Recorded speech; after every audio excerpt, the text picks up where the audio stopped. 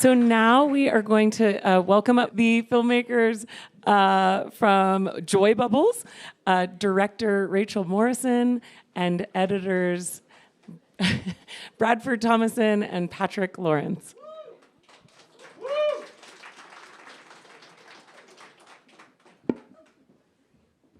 She's shy. Again, it feels a little braggy, but I got to see the film. I was so excited to get to see a screener. Highly, highly recommend. It's such a wonderful, heartwarming, beautiful film. I'd love for you to, give a little bit of an explanation about what Joybubbles is about, but also, Rachael, how did you find this story? How did you start following this absolutely endearing character? Sure. Well, I think ultimately it's a story of human connection, but it's about a boy who figured out how to hack into the analog telephone system by whistling a magic tone. And he was born blind and just became a part of this whole early movement of tech and hacking that I think a lot of people don't know about. And I found out about him, unfortunately, when he passed away. There was a New York Times obituary about him, so that was my first introduction to him, and I didn't know that there were people who were hacking into the telephone system before computers. I didn't know there were hackers before computer hackers, so just his entire life, he was a very eccentric person, like it all was very fascinating to me. Yeah, and for any of those younger people in the audience that maybe aren't aware, there was a time when making long-distance phone calls was extremely expensive. And so when we talk about hacking into the phone, it's about actually making long-distance phone calls for free. Yeah, thanks. No problem. So I have so many questions. I'm very excited for this conversation, but I'd love to understand, Bradford and Patrick, how you both got involved in this project and what drew you to want to work with Rachael on this. Yeah, I'll go first because I came in around 2020, right in the thick of COVID. I was here with a short documentary called The Star Sisters. And the producer to that film, Sarah Winshaw, connected me with Rachael, and we met over Zoom and showed me this teaser that she'd been compiling for 10 years. Yeah, probably. Yeah, and I was fascinated. I just love quirky stories, and this idea of somebody who could whistle into the telephone and hack into long-distance calls was just so fun and silly, and we wanted to incorporate animation and things like that, and so I came on board that way, and was really tasked with taking all of this.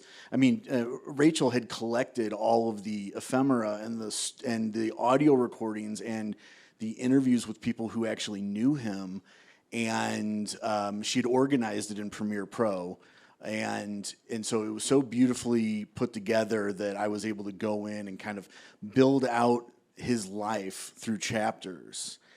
And so I spent 2 months doing an assembly cut in a way that I'd never done before, because I'm mostly a narrative editor, and so I'm used to having the script and the visuals and the audio.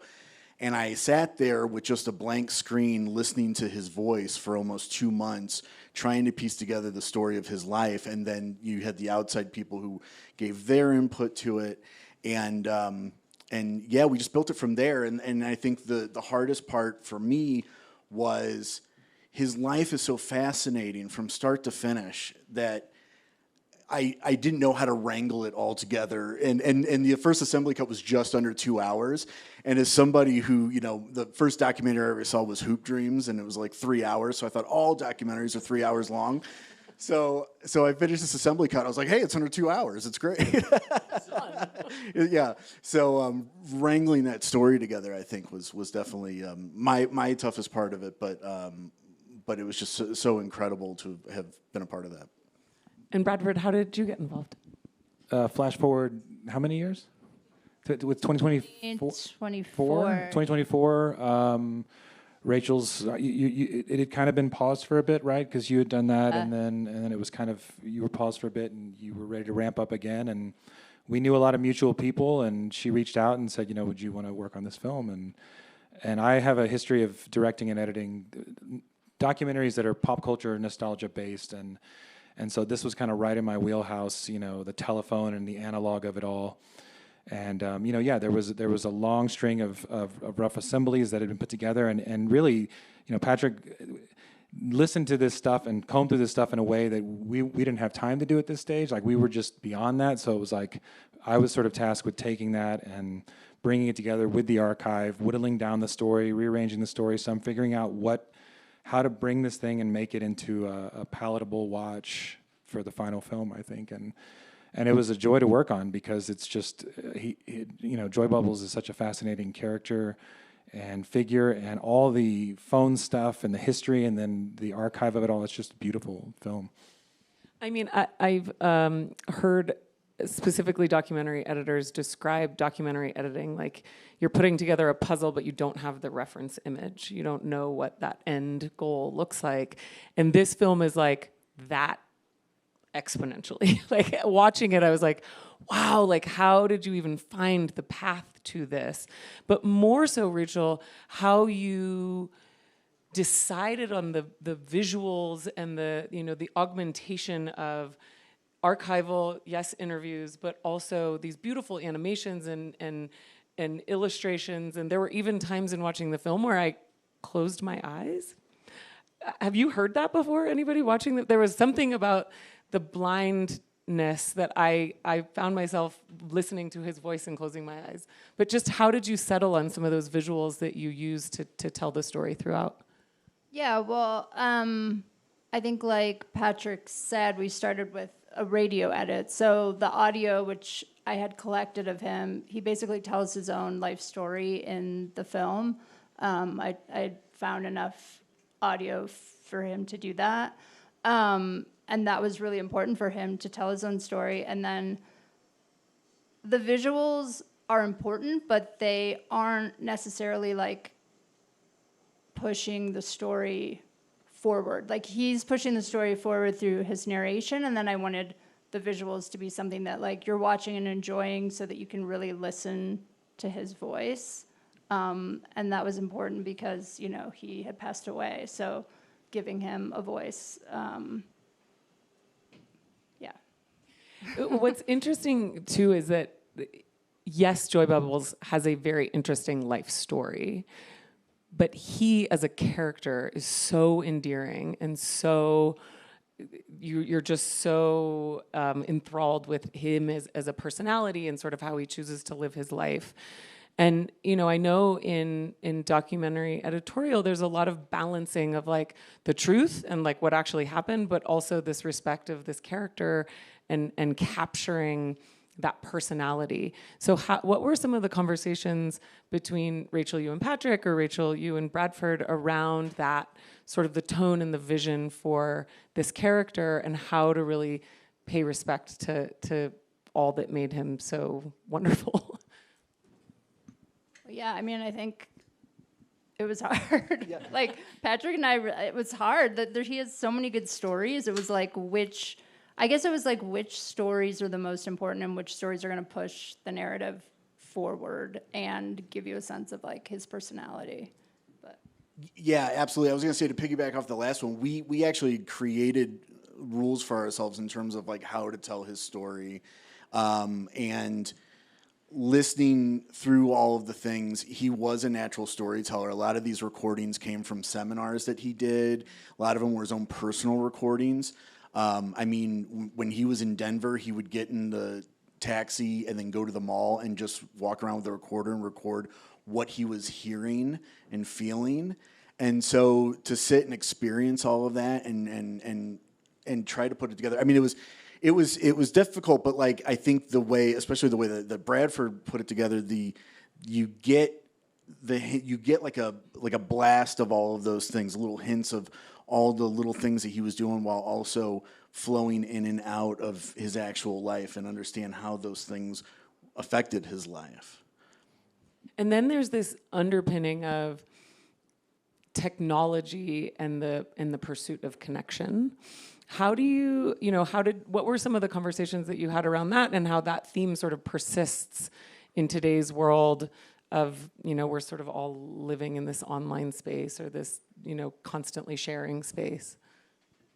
Yeah, I mean, do you want to?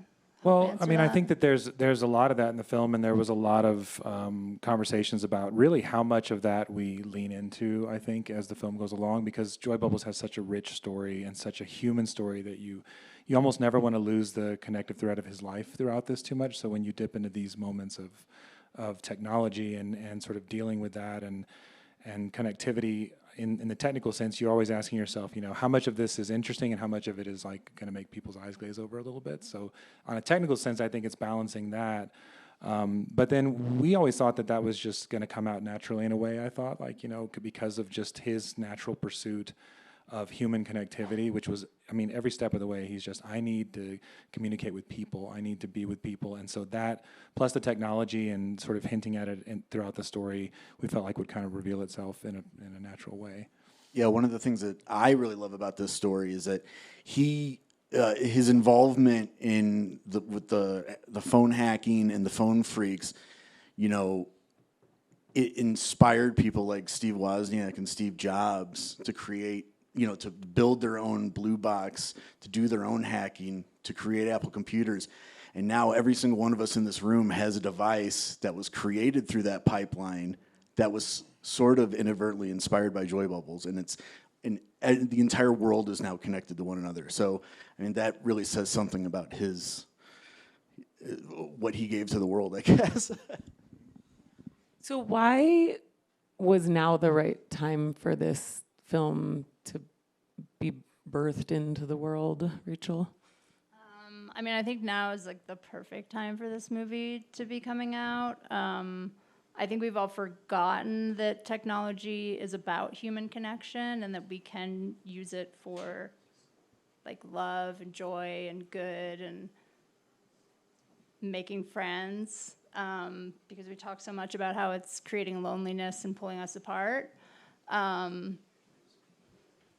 Yeah, I think that's sort of like the message, ultimately, like the universal message of the film. Yeah, because he was the opposite of, there's this, you constantly hear people say the only content that engages people is negative content. So people are constantly sort of pushing negativity, and that's what gets clicks. And he was the opposite. He would do these long voice recordings that you could call in and listen to, and they would just be filled with his life and joy and the little things in life that he found beautiful and joyful, and people really tuned into it. So it's nice to, I think, visit that purity right now in this time. I also think that the concept of he refused to let the struggles or the hurdles that he was met with keep him down, put him into a negative space, and that message of like, even when things were very difficult, even when he was going through very hard life challenges, that what helped push him through was this human connection, was this connection to sort of the joyfulness of life. And that really successfully comes through in the film. Thanks. Yeah, absolutely. So, continuing with the question of the collaboration, how did you set up how you were working in editorial? Would you as editors sort of sit with the project for a while, and Rachel, you would come in, or you were working together sort of all? Yeah, tell us a little bit about how you set that up. Rachel should answer, I think, because it was two separate times. Totally. No, it was highly collaborative with both of you. Like, Patrick and I met a lot in person and hung out and like listened to things and made cards and edited together. There were moments when like you would just do your own thing because that was important. But we were always sort of thinking about it at the same time. Yeah, having never done a doc feature before, I just approached it like doing a narrative feature. And usually I end up doing my assembly cut purely on my own, isolated. And so I did it that way. But I had Rachel to lean on to reach out to you to say, like, I don't know if I completely understand this thread. And she is the foremost expert on Joybubbles, so she could tell me exactly where it was going and how to sort of navigate it. And then I had all the chapters of his life on my wall and tried to figure out like what order to tell it in the right way. She's also an archival producer. I don't know if we mentioned that. Yeah, So, sorry. you know, when we were getting to the stage where we're literally looking for archive to fill spots, you know, I could call her and say, I need this. And, you know, with the archive, it's interesting because sometimes you're looking for something more literal to go in a spot, and sometimes you're looking for something more metaphorical or more just purely visual that's just going to kind of represent this thing in some distant way, but that, you know, makes you feel something. And you always, I mean, immediately I'd call her, and immediately I'd get a folder full of stuff. Here, try all this, you know, and then we just kind of tempt things and send cuts back and forth. And so we work primarily remotely with each other. Yeah. But, yeah. So I can only assume that in this room, there are likely some early career and or aspiring directors and editors. You know, oftentimes panels, it's what advice would, but I would specifically love to hear, what advice do you have as an editor, as a director, as you start a new collaborative relationship, as you start with a new editor that you haven't ever worked with before, or you start with a new director that you've never worked with before? What is some advice you have for how to approach that development of trust, establishing sort of the way that you work creatively together? I mean, both of you guys are like really good friends of mine now, and I think it was just like, do you hit it off with that person? It's like, yeah, are they good at their job? That's super important, but like, do you want to hang out with this person? Because you will be hanging out all the time. Yeah.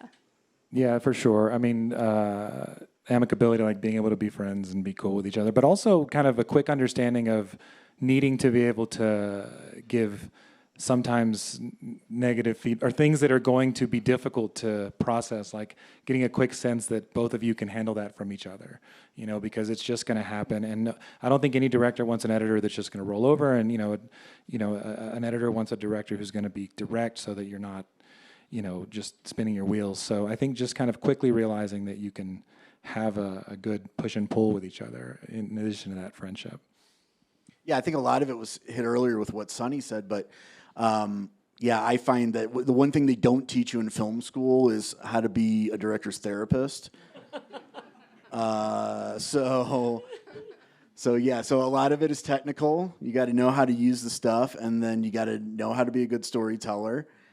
And then you also got to know how to either soothe one's ego or help them off of a ledge or whatever it be when you're in the room together. But, you know, yeah, I hope that eventually working together, everybody learns that trust with their editor, and it goes well. Awesome. Well, thank you guys so much for joining us today. Thank you, everybody, for being here. We have plenty more programming this weekend, so come back for more. Have a great rest of your day.